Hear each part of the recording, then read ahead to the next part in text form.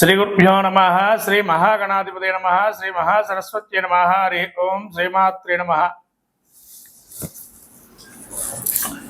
ప్రతి మాసం ముందు కూడా మాస ఫలితాలు చెప్పుకునేటువంటిది. ఈ యొక్క మాస ఫలితాల్లో జూలై మాసం యొక్క ఫలితాలు ఏ విధంగా ఉండబోతున్నాయి, అలాగే జూలై మాసం అంటే మనకు ఆషాఢ మాసము, అట్లానే మాసం చివరిలోకి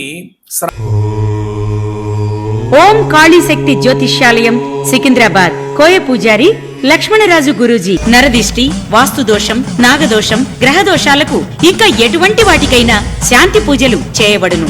ఇంకా ఎటువంటి జ్యోతిష్య సమస్యలున్నా అంజనం వేసి చూసి చెప్పబడును. లక్ష్మణరాజు గురూజీ చెప్పింది చెప్పినట్టుగా జరిగింది. మా అడ్రస్ సికింద్రాబాద్ రైల్వే స్టేషన్ దగ్గర, ఆల్ఫా హోటల్ ప్రక్కన, సికింద్రాబాద్. శ్రావణ మాసం ప్రవేశిస్తుంది.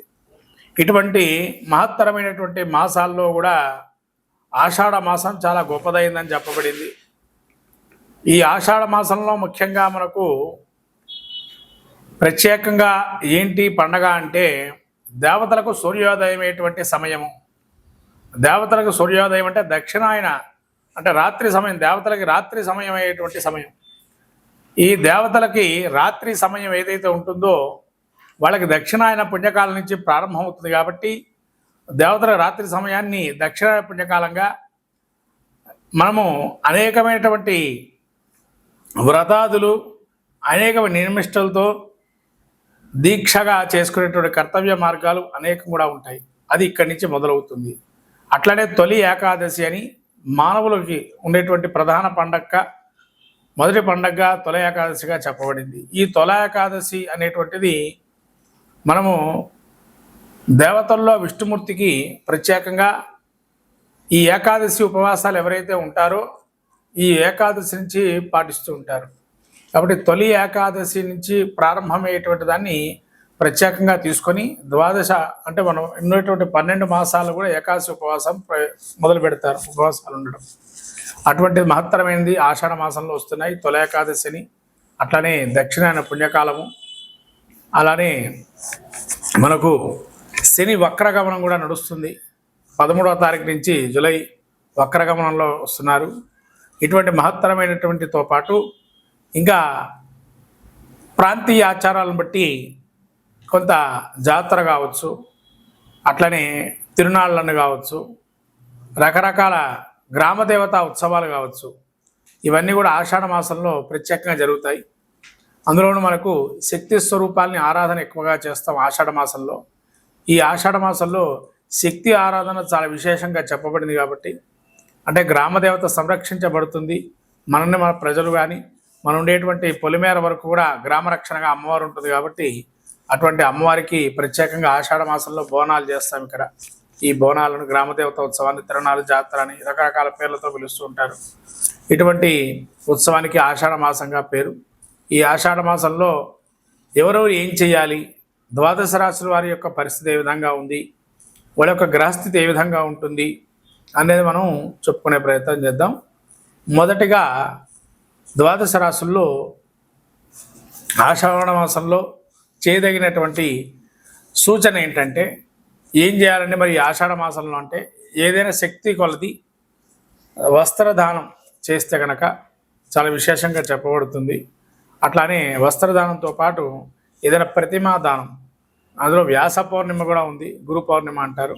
అటువంటి గురు పౌర్ణిమ, వ్యాస పౌర్ణిమ తర్వాత ఇటువంటి మహత్తరమైన రోజులు ఉన్నాయి. గురువు ఆరాధనకి కూడా మనకు ఈ టీచర్స్ డే అని కాకుండా గురు పౌర్ణిమ అని గురువు యొక్క ఉత్సవానికి తెలియజేసేటువంటి ప్రతీకగా చెప్పబడింది. అంటే గురు పౌర్ణిమ కూడా చాలా ముఖ్యమైనది.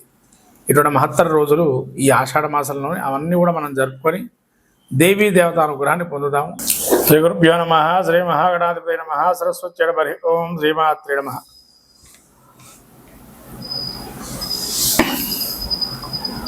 ధనుసు రాశి వారికి ఆషాఢ మాసం జూలై మాసంలో ఏ విధంగా ఉండబోతుంది? ధనుసు రాశి యొక్క నక్షత్రాదులు చూస్తే మూలా నక్షత్రం 4 పాదాలు, పూర్వాషాఢ నక్షత్రం 4 పాదాలు, ఉత్తరాషాఢ నక్షత్రం 1వ పాదం ధనుసు రాశి వారివి. ధనుసు రాశి యొక్క గ్రహస్థితి చూస్తే తృతీయంలో రాహు, వక్రగమనంతో శని తృతీయము, అలానే సప్తమంలో గురువు, రవి, షష్టంలో శుక్రుడు, అష్టమంలో బుధుడు, 9లో కుజకేతువులు. ఇటువంటి గ్రహస్థితి చూస్తే ముఖ్యంగా రాహు తృతీయంలో ఉండి యోగిస్తున్నాడు ధనుసు రాశి వారికి.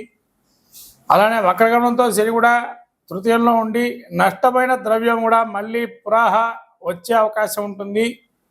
నష్టమైన ద్రవ్యము మళ్ళీ పునః రావటము, అలానే రాజ్యాన్ని అభివృద్ధి చేసుకోవటము, ఇలా సహాయ సహకారాలు అత్యధికంగా ఉండటము, ఎదుటి మనిషి వీళ్ళని బాగా పొగట్టము, తద్వారా వీళ్ళను కూడా సంఘంలో కానీ సహకరించే వారు ఎక్కువగా ఉండటము, వీళ్ళకన్నా పెద్దవారితో స్నేహాలు పరిచయాలు ఏర్పడటము, అలానే షష్టంలో శుక్రుడు ఉండటం వల్ల కొంత ఇంట్లో కొన్ని ఇబ్బందులు కలగటము, అట్లా బయట చూపులు చుట్టము.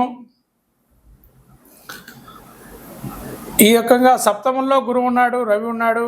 ఈ సప్తమ రవి గురువులు ఉండటం వల్ల ఇంట్లో కన్నా వ్యాపారంలోనే ఎక్కువగా సమయాన్ని వెచ్చిస్తారు.